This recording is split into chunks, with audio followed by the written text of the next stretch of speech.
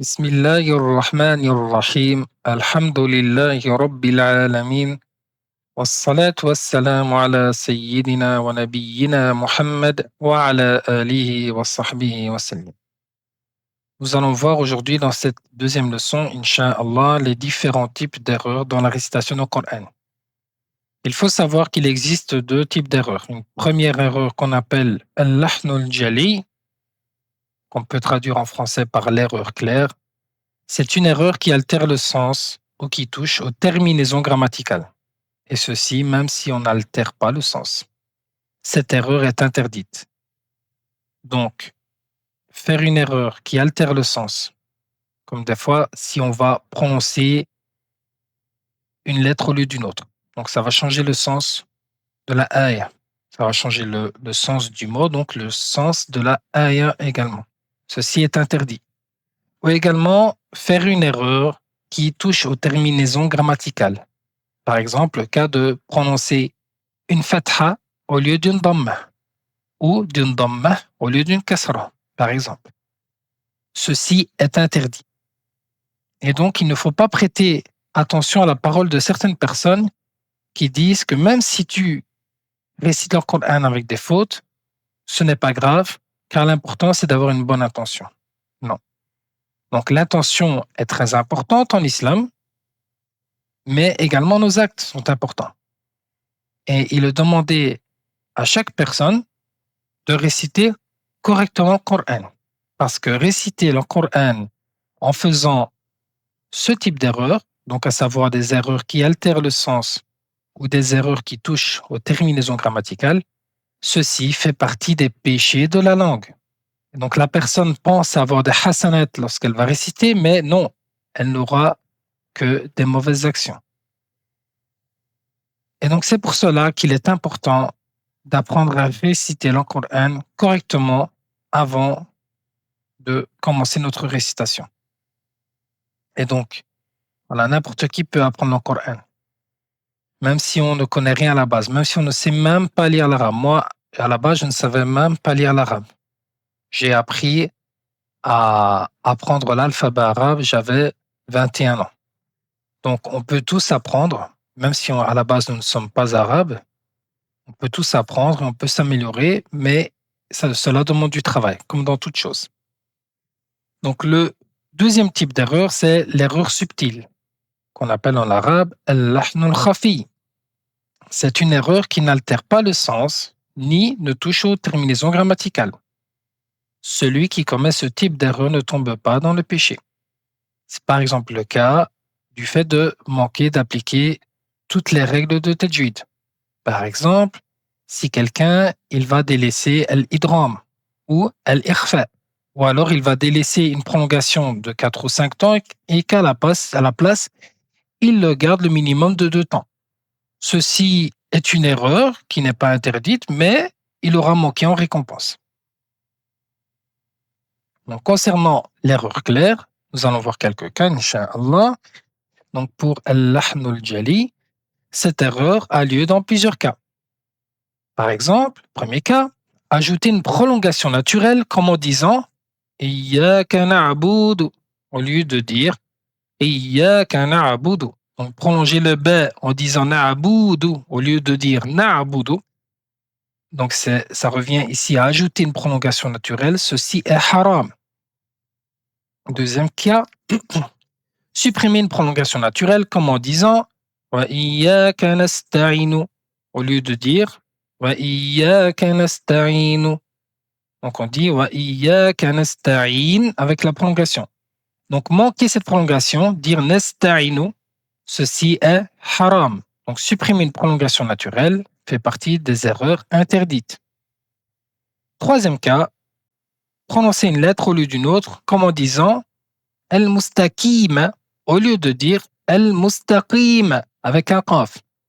Donc, prononcer un kaf au lieu d'un qaf, cela revient à changer le sens ou annuler le sens.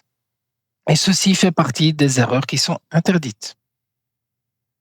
Quatrième cas, délaisser le doublement d'une lettre, comme en disant ina au lieu de inna. Donc, il faut dire à la base inna. Et donc, Ici, on doit dédoubler la lettre Noun. Donc, manquer à cela et dire simplement Ina fait partie des choses interdites parce que cela revient à supprimer une lettre. Cinquième cas, doubler une lettre qui ne l'est pas comme en disant Tabarakalladhi. Donc, à la base, on doit dire Tabarakalladhi. Et ici, la personne, elle aura dédoublé la lettre Ra. Elle dit Tabaraka. Donc, ceci également fait partie des erreurs interdites. Ou alors, sixième cas, modifier une terminaison grammaticale, comme en disant Iyyaka na'budu au lieu de dire Iyyaka na'budu. Donc ici, la personne, elle a prononcé le B avec une fatha au lieu de B avec une dhamma. Donc dire Iyyaka na'budu au lieu de dire Iyyaka na'budu, cela revient à changer les terminaisons grammaticales et ceci est haram, ceci est interdit. Septième cas, ajouter une lettre comme en disant Tatabarakalladhi. Donc la personne, elle aura ajouté la lettre ta. Au lieu de dire Tabarakalladhi, elle dit Tatabarakalladhi. Ceci est interdit également parce qu'elle aura ajouté une lettre. Huitième cas, supprimer une lettre comme en disant Barakalladhi au lieu de dire Tabarakalladhi. Donc elle aura supprimé la lettre ta. Toutes ces erreurs sont interdites. Donc on ne peut pas les faire. Après, si quelqu'un, imaginons, il a commencé à réciter et sa langue a fourché. Il a dit, il a prononcé une lettre au lieu d'une autre. Sa langue a fourché. Donc est-ce qu'on va dire qu'ici, il a forcément commis un péché? Non. Juste, qu'est-ce qu'il fait? Il se corrige. Il recommence la récitation correctement. Simplement, cela peut arriver que la langue fourche. Mais ce qui est interdit, c'est de réciter sans avoir appris, en faisant des fautes et ne pas se corriger. Donc la personne, si elle n'a pas appris, elle ne peut pas se corriger. Donc c'est pour cela qu'il est important d'apprendre. La science, c'est quelque chose qui est très très important et cela permet à la personne d'éviter de commettre des péchés et aussi d'augmenter en récompense. Deuxième type d'erreur, al-lahn al-khafi. Cette erreur a lieu dans plusieurs cas. Par exemple, prolonger plus de 2 temps une prolongation naturelle sans cause valable. Donc à la base, si on va prolonger plus de 2 temps, il faut y avoir une cause. Il faut qu'il y ait une cause liée soit à la hamza, soit à sukun.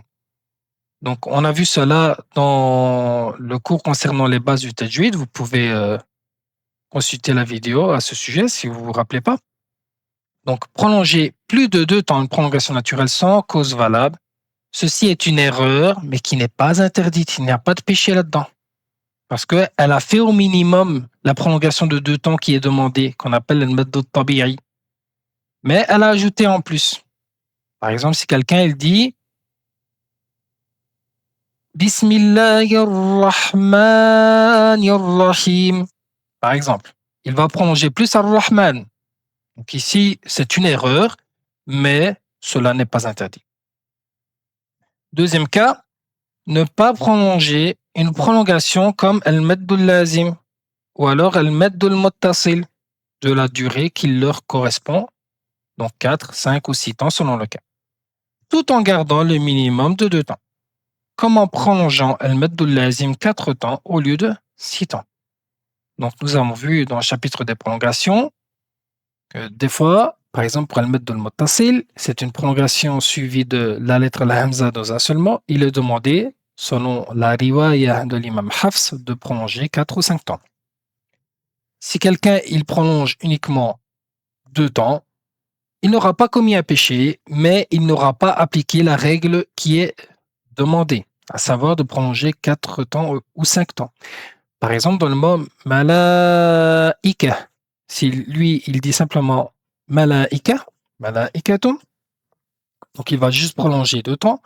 Ceci est une erreur, mais cela n'est pas un péché. Troisième cas, le fait de délaisser al-ikhfa ou alors al-idram ou ce qui est de cet ordre dans le cas où cela est demandé. Par exemple, si quelqu'un il dit فَمَنْ يَعْمَلْ au lieu de dire فَمَنْ يَعْمَلْ, ici il aura commis une erreur, mais qui n'est pas interdite.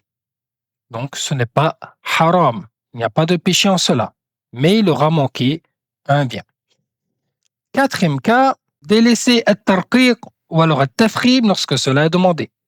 Donc des fois il est demandé de prononcer certaines lettres avec une gravité sonore et des fois non.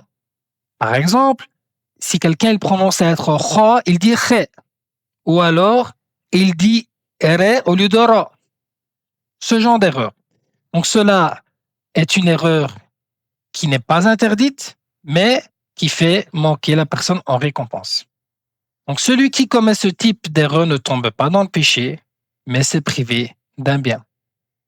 Barakallahu fikum. Wassalamu alaikum.